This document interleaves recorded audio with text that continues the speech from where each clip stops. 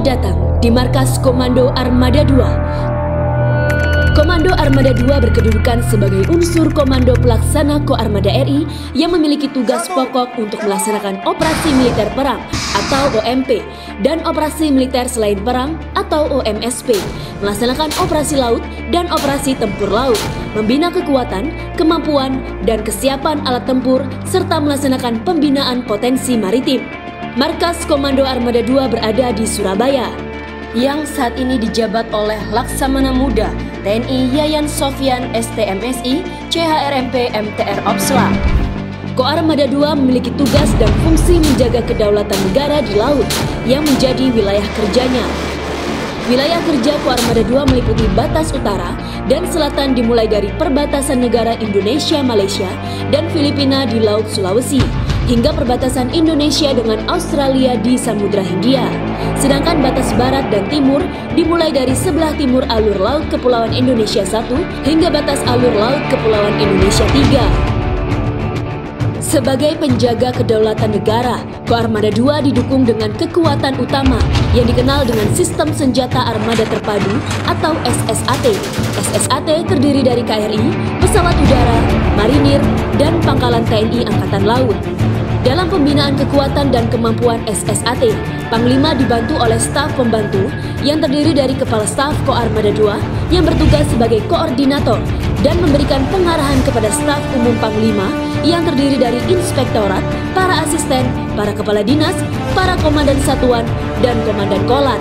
Sementara dalam penggunaan kekuatan SSAT, Panglima dibantu oleh Komandan Gugus Tempur Laut dan Komandan Gugus Keamanan Laut.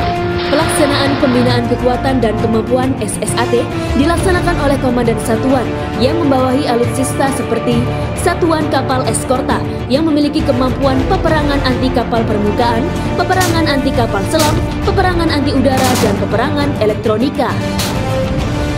Satuan Kapal Selam terdiri dari kapal selam yang memiliki kemampuan peperangan anti kapal selam, peperangan anti kapal permukaan, serta pengintaian taktis dan strategis.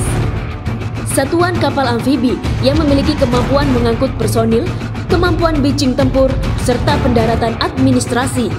Satuan Kapal Cepat yang memiliki kemampuan peperangan anti kapal permukaan, peperangan anti udara, peperangan anti kapal selam, serta peperangan elektronika. Satuan Kapal Ranjau terdiri dari kapal yang memiliki kemampuan peperangan ranjau seperti penyebaran ranjau, pemburuan ranjau, dan penyapuan ranjau. Satuan Kapal Bantu terdiri dari kapal bantu angkut personil, bantu logistik cair dan minyak, bantu tunda samudra, dan kapal latih tiang tinggi. Satuan Komando Pasukan Katak memiliki kemampuan khusus seperti IOD, sabotase bawah air, netralisasi ranjau, dan intai taktis pantai pendaratan, serta penyusupan dari darat, laut, dan udara. Satuan Udara memiliki kemampuan patroli udara maritim, angkut personil terbatas, dan mampu melaksanakan peperangan anti kapal selam. Satuan Marinir terdiri dari 1 batalion tim pendarat bersenjata lengkap dan memiliki kemampuan memasuki pantai pendaratan secara senyap. Untuk memelihara kemampuan prajurit, Koarmada 2 memiliki komando latihan disebut Kolat yang bertugas melatih dan menilai keterampilan prajurit serta mengembangkan taktik peperangan laut.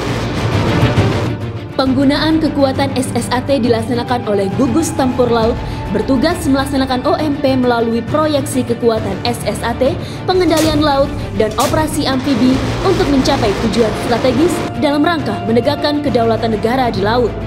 Gugus Keamanan Laut bertugas melaksanakan OMSP melalui proyeksi kekuatan SSAT dalam bentuk patroli keamanan laut, kegiatan kemanusiaan, dan menegakkan hukum di laut maupun menciptakan kondisi yang menguntungkan bagi operasi di laut. Unsur SSAT yang terakhir terdiri dari Pangkalan Utama TNI Angkatan Laut disebut Lantamal dan Pangkalan Angkatan Laut disebut Lanal. Pangkalan TNI Angkatan Laut terletak di lokasi strategis dan berfungsi menjamin ketahanan alutsista di daerah operasi. Lantamal 5 di Surabaya, Lantamal 6 di Makassar, Lantamal 7 di Kupang, Lantamal 8 di Manado, dan Lantamal 13 di Tarakan, dan lanal-lanal di berbagai daerah. Pada umumnya, Pangkalan TNI Angkatan Laut memiliki fasilitas pemeliharaan dan perbaikan, fasilitas labu, rumah sakit, dan mampu mendukung bekal ulang.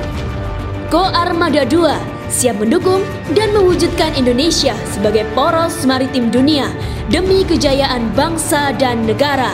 Gora Wira Madya Jala, Jalus Veva, Jayamahe.